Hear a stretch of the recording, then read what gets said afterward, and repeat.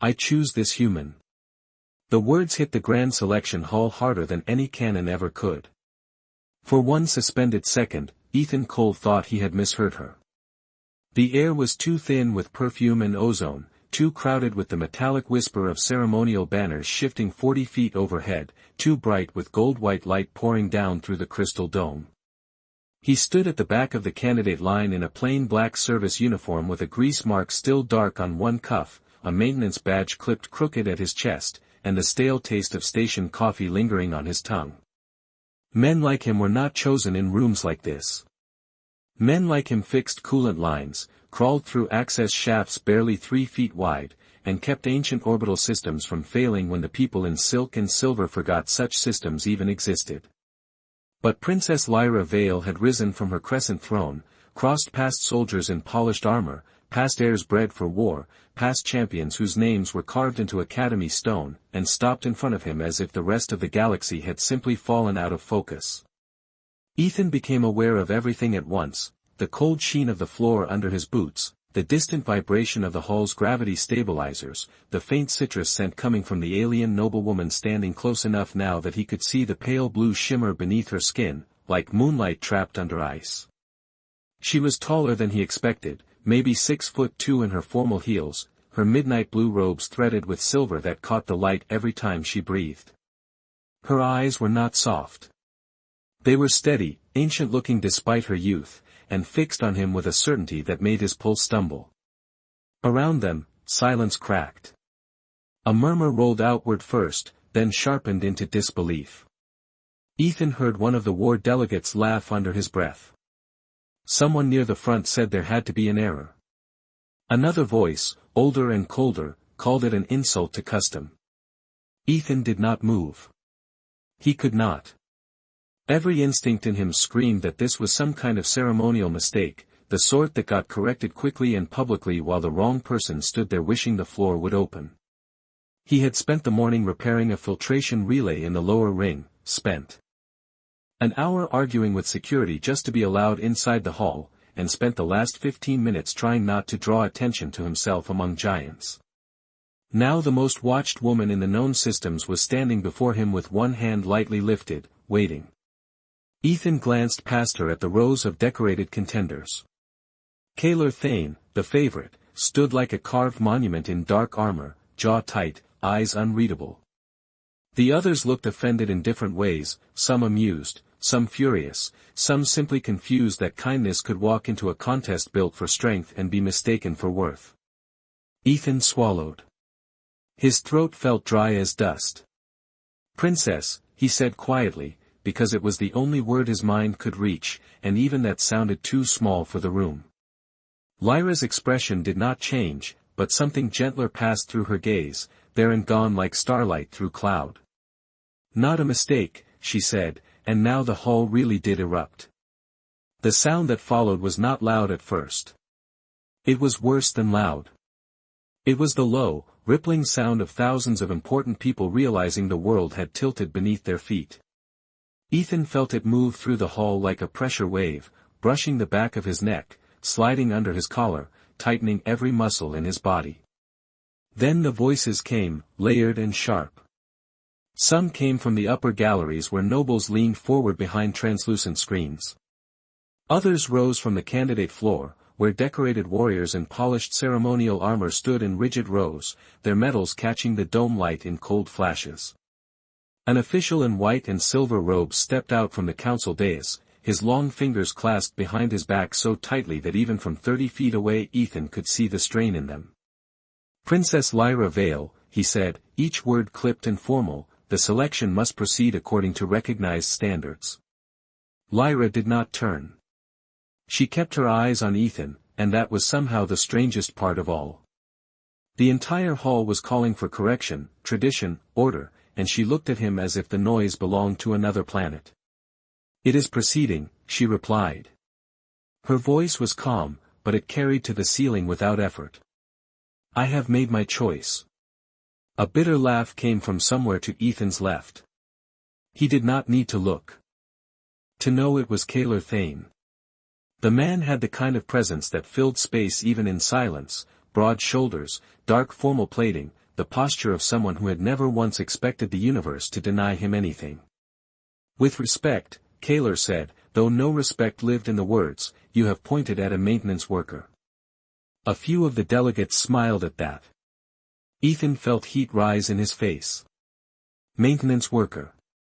Not engineer. Not station system specialist. Not the man who had kept Dock Ring 4 from going dark last winter when the thermal regulators failed during a freezing rain. Just a pair of work boots in the wrong room. His hand moved instinctively toward the badge on his chest, thumb brushing the bent edge where the clip had cracked last month. He remembered the service corridor that morning, the smell of hot copper and coolant mist, the ache in his shoulders after 6 straight hours overhead in a shaft barely wider than his body. That was his world. Pipes, panels, humming machinery, and problems that could be fixed if you kept your head and did not pretend you were too important to get your hands dirty. This place, by contrast, felt built out of polished disbelief. He was invited to stand among the candidates, Lyra said. Do not insult your own ceremony by pretending he does not belong in it now. The official on the dais stiffened. Belonging in attendance is not the same as meeting the threshold of worth. That line landed hard. Ethan finally found his voice, though it came out lower than he intended. Princess, I think there has been some misunderstanding. Lyra turned then, just enough for him to catch the faint silver pattern tracing her temple like frost. There has, she said quietly, but not on my side. Before Ethan could answer, 2 ceremonial guards moved in from the outer ring, not aggressive, but deliberate, their staffs humming softly with charged light. He knew that kind of movement. Correction. Removal. Order restoring itself. The nearer guard extended an arm toward him. By authority of the council, candidate Ethan Cole is to step back until his status is reviewed. Ethan looked from the guard to Lyra, then to the endless tiers of watching faces. He could feel them measuring him, dismissing him, already writing the story in which this embarrassing moment was neatly erased. Lyra took 1 step forward, placing herself between Ethan and the guard. Gasps lifted through the chamber like sparks. For the first time, a flicker of anger showed in her eyes, not wild, but bright and controlled. Then review it in front of everyone, she said. Let the galaxy explain why kindness disqualifies a man faster than cruelty ever has. The sound that followed was not loud at first. It was worse than loud. It was the low, rippling sound of thousands of important people realizing the world had tilted beneath their feet. Ethan felt it move through the hall like a pressure wave, brushing the back of his neck, sliding under his collar, tightening every muscle in his body. Then the voices came, layered and sharp. Some came from the upper galleries where nobles leaned forward behind translucent screens. Others rose from the candidate floor, where decorated warriors in polished ceremonial armor stood in rigid rows, their medals catching the dome light in cold flashes. An official in white and silver robes stepped out from the council dais, his long fingers clasped behind his back so tightly that even from 30 feet away Ethan could see the strain in them. Princess Lyra Vale, he said, each word clipped and formal, the selection must proceed according to recognized standards. Lyra did not turn. She kept her eyes on Ethan, and that was somehow the strangest part of all. The entire hall was calling for correction, tradition, order, and she looked at him as if the noise belonged to another planet. It is proceeding, she replied. Her voice was calm, but it carried to the ceiling without effort. I have made my choice. A bitter laugh came from somewhere to Ethan's left. He did not need to look to know it was Kaler Thane. The man had the kind of presence that filled space even in silence, broad shoulders, dark formal plating, the posture of someone who had never once expected the universe to deny him anything. With respect, Kaler said, though no respect lived in the words, you have pointed at a maintenance worker. A few of the delegates smiled at that. Ethan felt heat rise in his face. Maintenance worker. Not engineer. Not station system specialist. Not the man who had kept Dock Ring 4 from going dark last winter when the thermal regulators failed during a freezing rain. Just a pair of work boots in the wrong room. His hand moved instinctively toward the badge on his chest, thumb brushing the bent edge where the clip had cracked last month. He remembered the service corridor that morning, the smell of hot copper and coolant mist, the ache in his shoulders after 6 straight hours overhead in a shaft barely wider than his body. That was his world. Pipes, panels, humming machinery, and problems that could be fixed if you kept your head and did not pretend you were too important to get your hands dirty. This place, by contrast, felt built out of polished disbelief. He was invited to stand among the candidates, Lyra said. Do not insult your own ceremony by pretending he does not belong in it now. The official on the dais stiffened. Belonging in attendance is not the same as meeting the threshold of worth. That line landed hard. Ethan finally found his voice, though it came out lower than he intended. Princess, I think there has been some misunderstanding. Lyra turned then, just enough for him to catch the faint silver pattern tracing her temple like frost. There has, she said quietly, but not on my side. Before Ethan could answer, 2 ceremonial guards moved in from the outer ring, not aggressive, but deliberate, their staffs humming softly with charged light. He knew that kind of movement. Correction. Removal. Order restoring itself. The nearer guard extended an arm toward him. By authority of the council, candidate Ethan Cole is to step back until his status is reviewed. Ethan looked from the guard to Lyra, then to the endless tiers of watching faces. He could feel them measuring him, dismissing him, already writing the story in which this embarrassing moment was neatly erased. Lyra took 1 step forward, placing herself between Ethan and the guard. Gasps lifted through the chamber like sparks. For the first time, a flicker of anger showed in her eyes, not wild, but bright and controlled. Then review it in front of everyone, she said. Let the galaxy explain why kindness disqualifies a man faster than cruelty ever has. The memory came back with startling clarity, as if the grand selection hall had cracked open and let the morning spill through. Hours earlier, before the banners, before the council, before half the galaxy decided his existence was offensive. Ethan had been in the East Service corridor with a tool case in one hand and a maintenance request glowing amber on his wrist screen. The corridor had smelled like warm circuitry, cleaning solvent, and the faint floral trace of imported incense drifting down from the ceremonial levels above. Everything in that wing was polished to an almost irritating shine, even the silver wall ribs, even the pressure seals around the lift doors. It was the kind of place built to impress people who never had to crawl behind it. Ethan had been reading a systems alert about a coolant imbalance in one of the lighting nodes when he heard the sound. Not loud. Just the thin, brittle music of crystal striking stone, followed by a sharp inhale that did not belong to a machine. He turned the corner and found the young attendant frozen in the middle of the corridor, a dropped serving tray at her feet, clear ceremonial shards spread across the floor like ice under white light. She could not have been more than 16 in human years. Her uniform was too formal for her small frame, deep blue with silver trim, and one of her hands was already streaked with bright teal where a sliver had cut her palm. Her lower lip trembled, but she was trying not to cry, which somehow made it worse. A supervisor in gold trim was striding toward her from the archway, every step sharp with outrage. Do you understand what you have done? The woman snapped. Those were selected pieces from the Veil archives. The girl tried to answer, but panic had tightened her throat. Ethan saw her breathing go shallow. He had seen it before in burned-out interns, in dock workers after decompression alarms, in kids who thought one mistake meant the end of everything. He set his tool case down without thinking and moved first.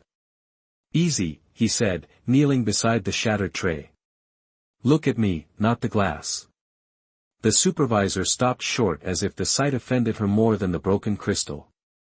This does not concern maintenance personnel. Ethan ignored her. He took the clean cloth from his back pocket, the one he usually used for delicate panel lenses, and wrapped it gently around the girl's hand. Her skin was cool and trembling under his fingers. You are all right, he said. It is a cut, not a catastrophe. Breathe in. Slow. There you go. She obeyed because his voice gave her something steady to do. One breath. Then another. Color returned to her face by degrees. My name is Miri, she whispered, almost apologetically. Ethan, he said. And right now your job is to stay still while I make sure no one else steps on this mess.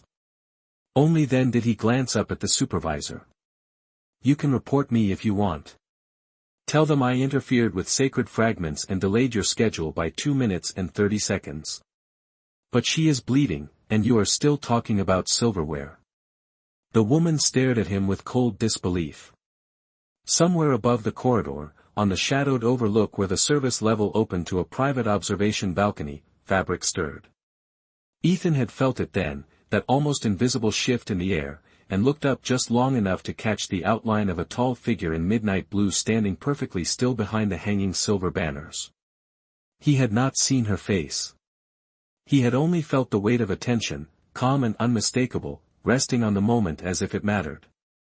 Now, standing beneath the dome with the whole hall watching, Ethan understood that it had. What Lyra had seen in that corridor would have seemed small to almost anyone else in the hall, and that was precisely the problem. The galaxy she had been born into could measure fleets down to the last carrier wing, could track mineral rights across 1,000 moons, could rank bloodlines, combat honors, genetic purity, and strategic marriages with a precision that bordered on worship, yet it remained almost proudly blind to the quiet things that kept a civilization from rotting underneath its own brilliance.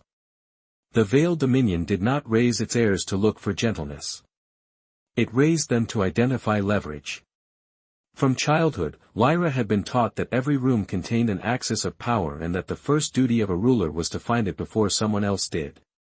She had learned statecraft from historians, tactical theory from admirals, and ceremonial restraint from women who wore grace like armor. She knew how to enter a chamber and make a rival reveal too much simply by choosing silence. She knew which family alliances had collapsed over slights so slight they barely deserved the word. She knew which species admired dominance, which respected intelligence, which responded best to scarcity, which confused fear for order, and which needed only the promise of protection to fall into line. What she had not been prepared for was a human in a scuffed service uniform kneeling on a cold corridor floor to calm a frightened attendant who had nothing to offer him in return. No audience he knew of. No reward. No strategic value. No witness who mattered. He had not even looked noble while doing it. He had looked tired. Practical. Slightly annoyed at the universe for making a child shake over broken crystal. And somehow that had unsettled Lyra more than all the polished champions awaiting her choice. Because strength, in her world, was common. It came in many forms and all of them advertised themselves loudly. She had spent her life surrounded by people eager to prove what they could conquer, command, inherit, or break. They called it readiness. They called it fitness to rule. They called it tradition when they wanted obedience and destiny when they wanted applause. But none of them had explained why a civilization that admired strength so deeply still depended, in every unseen corner, on the mercy of people it rarely honored. Ethan stood now beneath the dome lights with his plain badge and work-worn hands, and the hall saw a misalignment in the system. Lyra saw the system itself. She saw a galaxy that trusted men like Kalar Thane to defend its future because they could dominate a room, yet treated the people who repaired its stations, cleaned its corridors, and steadied its frightened children as interchangeable parts. She saw delegates who would praise courage in speeches and punish compassion the moment it embarrassed protocol. That was why the reaction around them had become so fierce. Her choice had not simply offended custom. It had exposed it. Ethan Cole was dangerous to this room in a way Kalar never could be, because Kalar confirmed what the room already believed about power. Ethan quietly denied it. And once a lie had been named in public, even by accident, people who lived comfortably inside it tended to grow very loud. Lyra lifted her chin a fraction, hearing the anger build in the galleries, feeling the pressure of generations of expectation pressing down through polished stone and ceremonial light. Let them object, she thought. Let them call it weakness. For the first time in a very long while, the galaxy was being forced to look directly at the kind of man it had spent centuries overlooking. The council did what institutions always did when truth arrived in the wrong clothes. It tried to bury it beneath procedure. The white-robed official stepped forward until the light from the crystal dome washed the color from his severe face, and when he spoke again his voice carried the polished chill of a ruling already half-written. If the princess insists on maintaining this election, he said, then the candidate must be evaluated under Article 7 of the Covenant Trials. A visible shift passed through the hall. Even the loudest murmurs narrowed into attention. Ethan had no idea what Article 7 was, but the reaction told him enough. This was not a formality. This was the room reaching for a knife made of rules. Above the candidate floor, suspended display bands came alive in slow rings of silver text that rotated through the air in 3 languages. Trial of worth. Ethan read the phrase once, then again, as if repetition might make it less absurd. He almost laughed, not because anything was funny, but because his day had started with a coolant alert in Dock Ring 9 and somehow ended with his name floating 20 feet over the heads of ambassadors. The official turned toward him at last. Ethan Cole of Earth, Station Maintenance Engineer, provisional candidate by contested selection. Under Covenant law you may either withdraw and preserve the dignity of the ceremony, or submit to formal examination before this assembly. Preserve the dignity of the ceremony. Ethan felt the words settle in him like grit.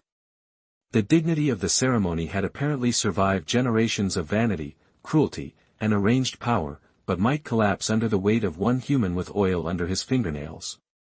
Kaler Thane folded his hands behind his back and watched with the calm confidence of a man who had already imagined the ending. Several of the other candidates had relaxed visibly. Now they understood the shape of the correction. The room would let the human remain just long enough to prove why he should never have been there. Ethan looked toward Lyra. If she felt any doubt, it did not show. She stood beside him with her shoulders straight and her expression carved into something cool enough to freeze the entire chamber. "What does formal examination involve?" she asked. The official did not look pleased to answer her, but he answered. 3 measures. Capacity. Judgment. Devotion. The candidate will be assessed first for physical readiness, then for decision under public scrutiny, and finally for demonstrated worthiness of chosen bond. A low current of approval moved through the galleries. Capacity meant strength. Judgment meant pressure. Devotion meant humiliation dressed in ceremonial language. Ethan knew a rigged system when he heard one. He also knew there was no point pretending otherwise. "And if I say no?" he asked. The official inclined his head slightly. "Then your refusal will be entered as admission of insufficiency, and the princess will be required to resume selection from qualified contenders." Not asked. Required. Ethan caught the smallest movement in Lyra then, just a tightening at the edge of her jaw. That, more than the words themselves, made something solid form in his chest. This was not only about him being embarrassed in public. This was the galaxy reaching to put her back in line. He let out a slow breath and tasted the cool, ionized air of the hall. He thought of service tunnels barely lit by emergency strips, of hands blistered from manual overrides, of people who did difficult work without applause because somebody had to. He was not built for ceremonies. He was built for problems. "All right," he said. The official blinked once, perhaps expecting more hesitation. Ethan lifted his head and looked directly at the floating words above him. "Run your trial." And for the first time that night, the silence that followed did not belong to the council. The first trial began almost immediately, as if the council feared that leaving Ethan time to think might somehow make him more dangerous. Sections of the candidate floor slid apart with a smooth hydraulic murmur, revealing a circular platform beneath the hall, 40 feet across and ringed with pale blue force lines that hummed like distant summer insects. The air changed as the platform rose, cooler now, touched by the mineral scent of active energy systems and a clean metallic bite Ethan associated with freshly calibrated machinery. Above it, silver text reformed into a single word. Capacity. The meaning of the trial became clear when attendants guided forward a series of polished black columns, each one banded with luminous scales that marked resistance load in ascending levels. It was not a duel, not officially. That would have been too honest. This was pageantry disguised as measurement, a public weighing of bodies. The candidates would engage the columns one by one, driving them backward along a pressure track that adjusted in force with every inch gained. Strength translated into motion. Motion translated into rank. The crowd loved it because numbers made prejudice look scientific. Kaler Thane was called first. Of course he was.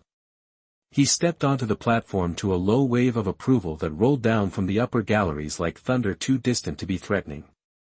Under the dome light, he looked built for exactly this sort of world, broad through the shoulders, balanced, expressionless, dark ceremonial armor removed so the hall could admire what discipline had made of him. He placed both hands against the first column, waited for the signal tone, and drove it backward in one smooth surge. The luminous scales climbed in quick succession. 800 pounds. 1,000. 1,400. The column locked at the far end with a bright chime, and the audience rewarded him with the kind of applause given not for surprise, but for confirmation. He repeated the performance on the second and third stations with the same merciless efficiency, until his final score hovered above the platform in blazing white figures no one in the hall would forget by morning. Ethan watched it all with the calm dread of a man reading the weather seconds before a storm hits. He knew exactly how this would look.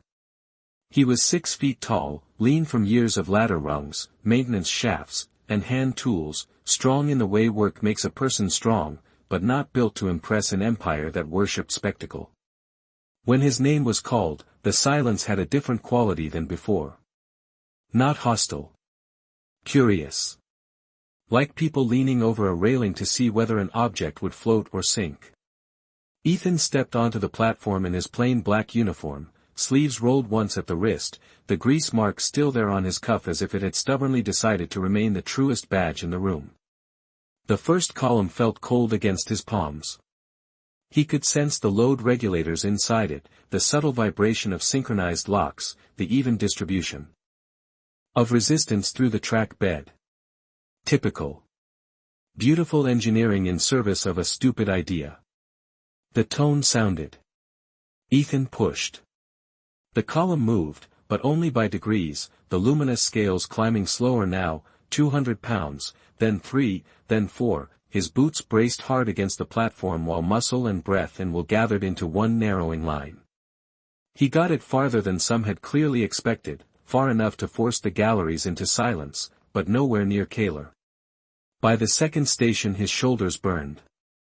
By the third, the pressure track might as well have been anchored to a moon. The final score flashed overhead, respectable by any sane standard, laughable by this one. A few delegates smirked openly. Somewhere high above, someone clapped twice in mocking sympathy. Ethan stepped back from the column, chest rising hard, hands tingling from the residual force. He did not look at Kaler first. He looked at Lyra. She had not moved. She had not flinched. But all around her, the hall had already begun writing its conclusion. The human had entered the first measure of worth, and by the only language this galaxy trusted, he had lost. The applause for Ethan's failure had not fully faded when the platform beneath the hall began to change again. The black resistance columns sank into the floor with a series of soft mechanical clicks, and in their place a new structure rose from below, all glassy partitions, shifting corridors, and luminous panels that folded into a maze of narrow walkways suspended over a dark reflective surface. The air grew cooler. Ethan could smell ionized dust and fresh power cycling through hidden conduits. Above the maze, silver letters formed the second word. Judgment. That one, at least, sounded more honest. He rolled his shoulders once, feeling the dull ache left by the first trial, and stepped back to the candidate line while attendants explained the rules in voices trained to sound neutral. Each candidate would cross the maze while a sequence of changing signals forced choices under time pressure. Correct decisions opened the fastest route to the center platform. Errors created delays. Efficiency would be scored. Publicly, of course. The room relaxed at that. Judgment, in this place, did not mean wisdom. It meant performance under observation. Kaler entered first again, and once more the hall watched him the way people watched a machine they trusted. To work exactly as promised. He moved through the glowing corridors with impressive speed, taking corners almost before the floor lights finished changing color, stepping over false paths, bypassing sealed gates, ignoring distractions projected along the walls. At one point a panel lit with the image of a stranded attendant calling for assistance from a lower tier. Kaler did not even slow down. The system marked his decision as tactically optimal, and the galleries rewarded him with approving murmurs. Ethan felt something cold settle in his stomach. So that was the game. Reach the center fast. Ignore anything that cost time. Dress indifference in the language of discipline and call it excellence. By the time Kaler reached the final platform, his score was nearly flawless. The council official looked satisfied in the way only a man backed by tradition could look satisfied, as if the universe had finally resumed behaving properly. When Ethan's turn came, the maze greeted him with the low hum of active field walls and the mirrored gleam of polished surfaces that reflected him from angles he did not need. He stepped onto the first walkway, and the signal lights began. Red to blue. Blue to white.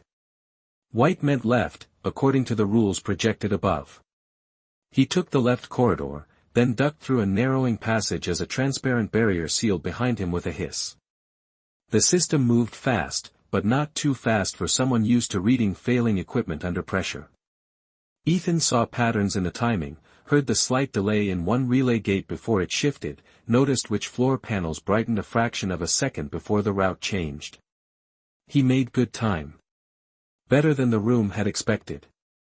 A murmur followed him now, not admiring, but uncertain. Then, halfway to the center, the corridor ahead flashed amber and a side compartment lit up.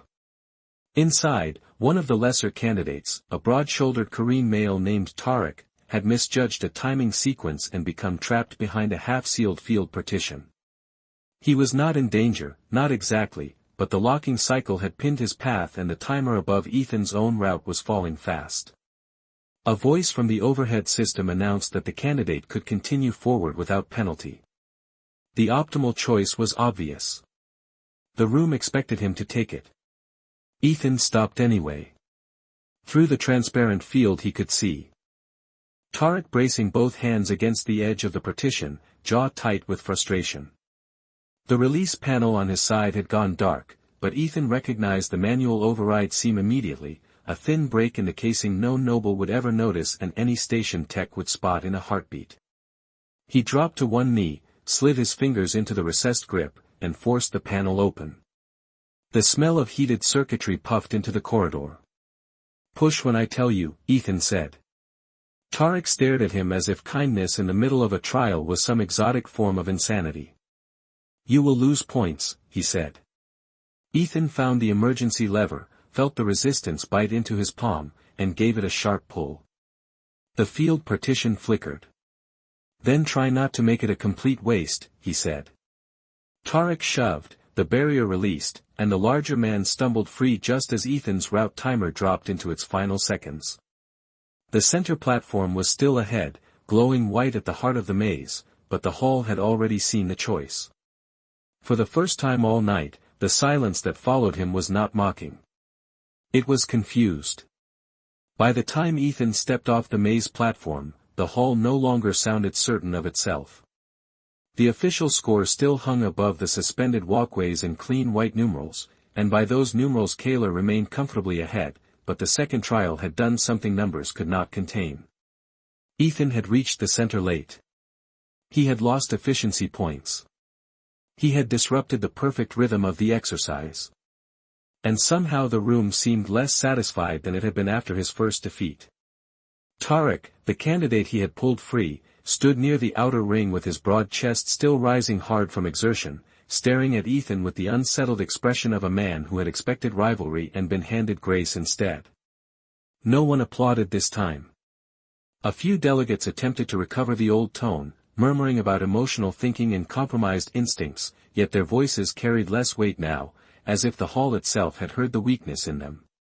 When the platform lowered and the candidates were directed to the antechambers before the final measure, Ethan followed in a haze of cooling adrenaline and bone-deep fatigue. The corridor behind the ceremonial floor was quieter. Lined with dark glass and pale wall lamps that cast soft halos on the polished stone. The air smelled cleaner here, touched with citrus and mineral water instead of ozone and public tension. Ethan braced one hand against the wall for a moment and let his head drop. His palms still tingled from the manual override lever. His shoulders ached from the strength trial. Somewhere beyond the sealed doors, the galaxy was still deciding whether kindness was a defect. You should have taken the faster path, Lyra said. Ethan straightened at once. She stood a few feet away in the muted corridor light, her midnight blue ceremonial robes falling in quiet lines around her, silver thread catching faint sparks whenever she moved. Without the full blaze of the grand selection hall around her, she seemed somehow more dangerous and more real, less like a symbol and more like a woman who had spent her life learning how to stand perfectly still in storms. Ethan let out a tired breath. That does not sound like something you actually believe. The corner of her mouth shifted, not quite a smile, but close enough to alter the whole corridor. No, she said. It does not. For a moment neither of them spoke.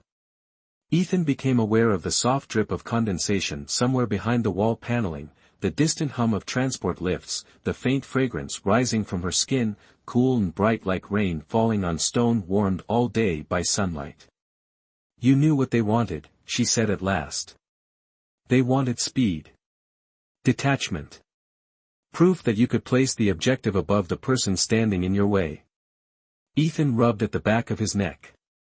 Where I come from, if you leave people stuck behind a failing system just because it keeps your hands clean, nobody calls that leadership. Lyra studied him with an intensity that made the corridor feel smaller. That is why I chose you. Ethan looked at her fully then, searching for mockery and finding none. Because I helped one attendant and one candidate. Because you did not need witnesses, she said. Because you did not pause to ask whether they had rank, value, or use. Because in a palace full of people trained to recognize power, you were the first man I saw recognize fear and answer it with steadiness instead of judgment. Ethan felt something tighten unexpectedly. In his chest. No triumph. Nothing so simple. Just the odd, disorienting weight of being seen with more care than he was used to. That is a dangerous basis for a political choice, he said quietly. Lyra stepped closer, not enough to crowd him, just enough that he could see the fine silver pattern at her temple shift when she breathed. Only in civilizations that have forgotten what power is for, she said. When they returned to the grand selection hall, the temperature of the room had changed. Not the literal temperature. The climate of it.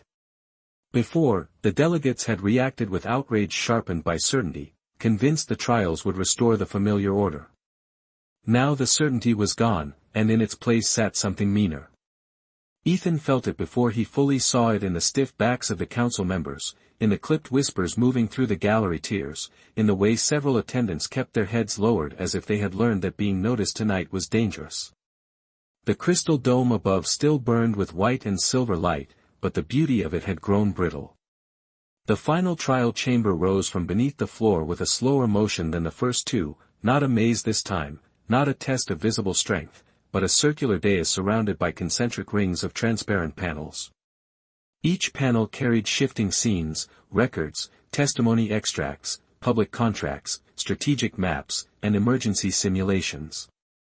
Ethan recognized the design immediately for what it was. Not engineering. Theater. Judgment made decorative. Above the dais, the silver letters formed the last word. Devotion. The council official stepped forward again, robes falling in perfect lines, expression colder than before. The final measure, he announced, concerns chosen bond and priority of allegiance.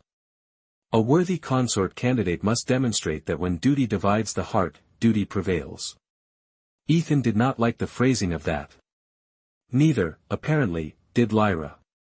He saw the slight narrowing of her eyes as the transparent rings began to glow. This trial, the official continued, will present a sequence of crisis determinations. The candidate will choose which lives, assets, or obligations must be preserved when all cannot be preserved equally. Hesitation will be counted as weakness. Sentiment will be counted as error. There it was again. The room did not merely dislike compassion. It distrusted it. Ethan stepped onto the central dais. And felt the glassy surface cool under his boots. The panels around him came alive at once. On one ring, a supply convoy losing power above a colony moon. On another, a diplomatic archive under threat of data corruption. On another, a transport tier sealed with attendants trapped behind a failing access lock. A voice from the system began outlining response windows in crisp, neutral tones. Kaler watched from the candidate line with arms folded, unreadable now, though the faint set of his mouth suggested he already knew the correct answers this world expected. Ethan listened, but his attention snagged on details the room clearly considered secondary. The convoy carried medicine. The archive stored treaty memory. The trapped attendants were service staff with no titles attached. The official voice kept repeating the same framework. Select the highest strategic value. Preserve command continuity. Protect symbols before individuals if civil order depends on symbol stability. Ethan almost laughed again, but this time there was no humor in it at all. He understood the test now. It was not asking whether he would protect Lyra. It was asking what kind of man he would become in order to deserve her in their eyes. Around the hall, the pressure built in expectant silence. The final trial was supposed to force his values into the open and prove they were too human, too soft, too impractical for a galaxy that had taught itself to admire steel and call it wisdom. Ethan stood in the center of the glowing rings, feeling every watching eye settle on him, and realized that the most dangerous thing he could do in that room was answer honestly. The first scenario rotated into place with deliberate cruelty. A colony convoy carrying medical supplies had lost stabilizer thrust over a storm-heavy moon. The second displayed a diplomatic archive facing catastrophic memory loss if power was not rerouted within 90 seconds. The third showed a service transport tier sealed behind a failing access lattice, 6 attendants trapped between descending barriers while emergency lights flashed amber across a narrow maintenance corridor. The official voice repeated the terms in clean, emotionless cadence. Select one preservation priority. Choosing one path will forfeit the others. Ethan stood in the center of the glowing rings and felt the entire hall lean inward. He could almost hear what they wanted from him. Save the archive because history legitimized power. Save the convoy because medicine preserved population yield. Let the service tier go because attendants did not alter strategy maps or treaty lines. He read the data streams once, then again, not as a noble would, but as a man who had spent years spotting the flaw hidden inside polished systems. The archive loss was severe but recoverable from mirror storage. The convoy had backup glide capacity and a rescue window measured in minutes, not seconds. The service tier did not. Its barrier cycle had already drifted out of sync by 0.4 of a second. The emergency override was misrouting through a collapsed relay branch. To anyone trained in status, the attendants were the smallest loss. To Ethan, they were the only problem with a real clock on it. Service tier, he said. The hall reacted exactly as expected, a rustle of disbelief, then several voices speaking at once. The official raised a hand for silence, though his own composure had thinned. Candidate Cole, confirm. You are prioritizing non-essential personnel over medical cargo and state archives. Ethan kept his eyes on the panel. I am prioritizing the people who actually run out of time first. Before the official could answer, the transparent rings flickered. The neat silver graphic stuttered, then smeared sideways into static. A warning tone cut through the chamber, low and urgent. For a fraction of a second, no one moved. Then the far east gallery dimmed, emergency strips igniting in cold blue lines along the walls. Ethan's head snapped toward the disturbance. He knew that sound. Not simulation. Real overload. A smell like hot metal and burned dust reached the dais an instant later. The service access doors below the eastern balcony slammed shut with heavy magnetic finality, and from somewhere beyond them came the muffled chorus of startled voices. The hall erupted. Delegates rose from their seats. Attendants froze. Security rushed toward the gallery stairs while the council official barked for calm into a comm unit that was already spitting error tones. Ethan did not think. He moved. He was off the central dais before the nearest guard had even decided whether to stop him. The air felt sharper near the east wing, hotter too, threaded with the electrical tang of a stressed circuit bank.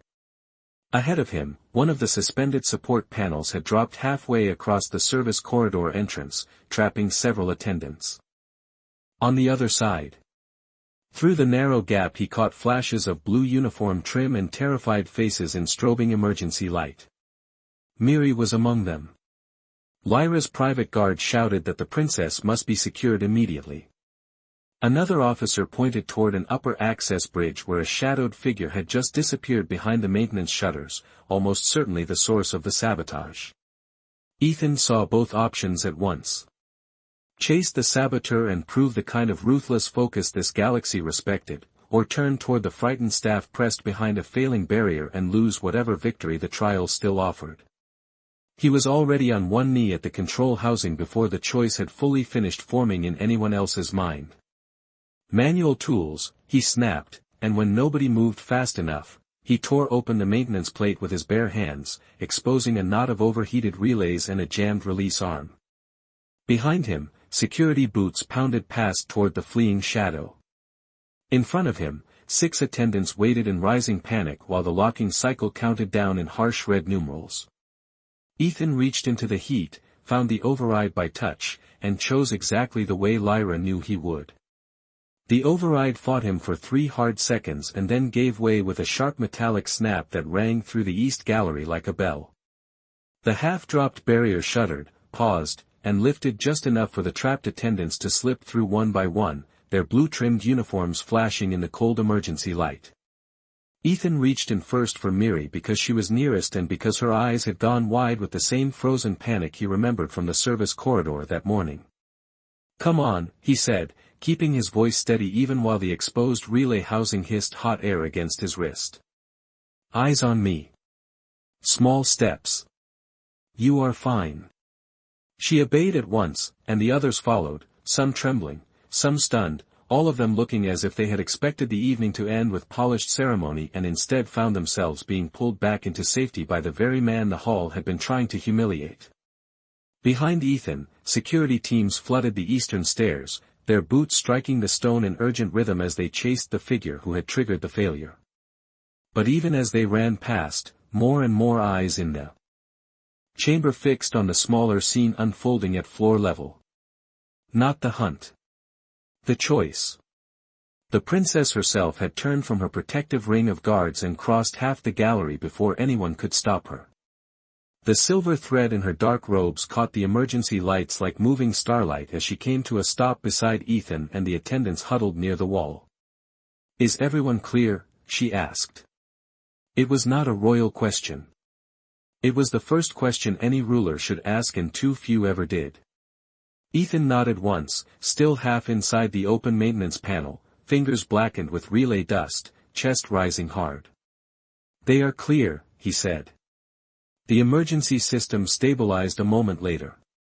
The cold blue lights faded. The crystal dome overhead returned to full brilliance. And in that returning brightness, with the whole grand selection hall seeing the final trial for what it had become, the silence changed. It was no longer the silence of ridicule or confusion. It was the silence that follows revelation, when a room realizes it has just witnessed its own values laid bare in public and does not yet know how to defend them. The council official opened his mouth, perhaps to call the disruption unfortunate, perhaps to insist the trial was incomplete, but another voice reached the hall first. "No," Kaler Thane said, stepping forward from the candidate line. He had removed his formal gauntlets at some point during the chaos, and without them his hands looked strangely human, empty and undecorated. Every head turned toward him. He walked to the edge of the eastern gallery and stopped a few feet from Ethan. For the first time all night, there was no mockery in his face. Only something more difficult and far more costly. Recognition. "I would have taken the upper bridge," Kaler said, his voice carrying through the dome with brutal clarity. "I would have pursued the saboteur because that is what I was trained to call strength." He let the word sit there, unadorned.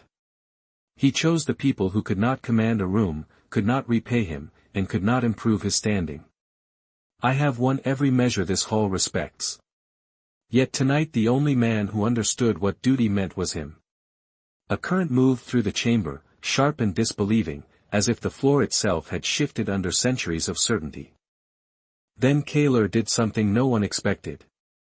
He lowered his head, not in defeat exactly, but in respect that stripped the room of every easy argument it had left. Lyra looked from Kaler to Ethan, and when she spoke her voice was calm enough to cut glass. "You wanted proof of devotion," she said to the council. "There it is. Not to status. Not to spectacle. To life. To dignity. To those your systems consider small until the moment they are gone." She turned then, not to the nobles, but to the attendants Ethan had saved. "Let the record show that when this hall was tested for real, the kindest man in it was also the surest." No one in the grand selection hall seemed eager to speak after that. The crystal dome shone down with merciless clarity, turning every polished surface bright and every face honest in ways ceremony usually prevented. Ethan remained crouched beside the open maintenance housing for a second longer, one hand still resting near the release arm, the smell of heated metal and relay dust fading now that the system had settled back into balance. Miri stood just behind Lyra with both hands clasped tight at her chest, her breathing finally steady, the clean strip of utility cloth still wrapped around her palm from earlier that day. It struck Ethan then, with the odd quiet force that certain truths arrived in, that the whole night had turned on the kinds of moments grand people were trained not to notice. A dropped tray. A frightened girl. A trapped corridor. A choice made before applause could reach it. The council official seemed to understand that too, and hate it for exactly the same reason. He stepped forward with the stiffness of a man walking into history against his will. "The disruption," he began, then stopped when the words failed to arrange themselves into anything respectable. Around him, the delegates watched in charged silence. Some looked angry. Some looked embarrassed. Some looked as if they had just discovered the architecture of their world included a crack. Lyra did not wait for him to recover. She descended the final 2 steps of the eastern gallery and came to stand in full light at Ethan's side. Her voice, when it came, was softer than before, and somehow that made the whole chamber lean closer. "The trials are concluded," she said. "The results are plain." No one challenged her. Not immediately. Kaler remained where he was, broad shoulders lowered, gaze fixed not on the council but on Ethan, as if he too was trying to understand how a man could lose every spectacle and still leave with the only victory that mattered. At last the official inclined his head, the motion small enough to be mistaken for restraint if one were generous.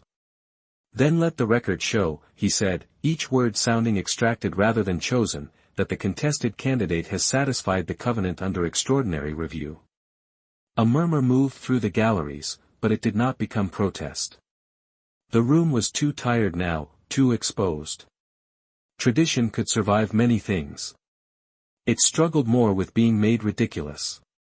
Ethan rose slowly, joints stiff, hands marked with grime that no servant dared rush forward to wipe away now. He looked at Lyra, then at the hall, then finally back toward the attendants clustered along the wall as if uncertain whether they were permitted to take up space in a moment of consequence. "If this is the part where I am supposed to ask for rank, title, or private quarters with a skyline view," he said, his voice roughened by effort and too much dry air, "I am going to disappoint everybody again." A few startled laughs escaped before the hall could stop them. Ethan nodded toward Miri and the others. I want the disciplinary actions against the service staff dismissed. All of them. Not reduced. Dismissed. And I want maintenance access reviewed in the East Gallery, because whoever designed that relay branch should not be allowed near a public building without adult supervision. This time the laughter spread wider, fragile at first, then real. Even a few delegates smiled despite themselves. It broke the tension in the room more effectively than any decree could have. Lyra turned her head toward him, and for the first time all evening her composure gave way to something warmer, lighter, almost disbelieving. You refuse a galaxy and ask for better wiring, she said. Ethan met her gaze. I am an engineer. We all cope differently. The council entered his request into record because there was no graceful way not to. The attendants stared at him as if he had opened a door none of them knew existed. Miri's eyes filled with stunned relief. Above them. The banners settled. The light steadied. The hall, for all its grandeur, seemed suddenly smaller than the human standing in the middle of it with dirty hands and nothing to prove. Lyra extended her hand then, not like a ruler claiming property, but like a woman making a choice the stars themselves would have to live with. Ethan looked at her hand for a beat, then placed his own in it. Her skin was cool, her grip certain. Beyond the crystal dome, the night spread dark and enormous over the city spires, and for one suspended breath the galaxy was quiet enough to hear the truth it had spoken.